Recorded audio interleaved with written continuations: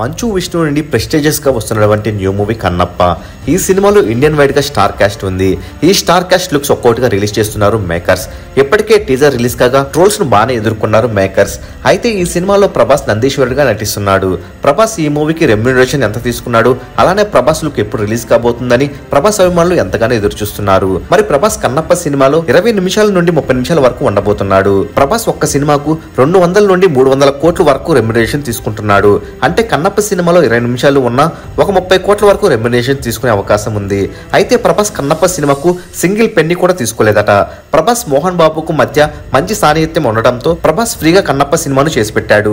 అయితే ప్రభాస్ లుక్ ను శివరాత్రి కానుక రిలీజ్ చేయాలని ప్లాన్ లో మేకర్స్ ఉన్నారు. ప్రభాస్ లుక్ తో ఈ సినిమా పైన ఉన్న అంచనాలు పెంచాలని మేకర్స్ భావిస్తున్నారు. మరి ఈ మూవీ ఏప్రిల్ 25న వరల్డ్ వైడ్ గా రిలీజ్ కాబోతుంది. అయితే ప్రభాస్ లుక్ పైన మీ ఎక్స్పెక్టేషన్స్ ఎలా ఉన్నాయో కామెంట్ రూపంలో తెలియచేయండి. మరెన్నో కన్నప్ప మూవీ లేటెస్ట్ అప్డేట్స్ ఎప్పటికప్పుడు తెలుసుకోవాలనుకుంటే తప్పకుండా మూవీ మహల్ ఛానల్ సబ్స్క్రైబ్ చేసుకుని బెల్ ఐకాన్ యాక్టివేట్ చేసుకోండి. ఈ వీడియో మీకు నచ్చినట్లయితే లైక్ షేర్ కామెంట్ చేసి మూవీ మహల్ ఛానల్ సపోర్ట్ చేయండి.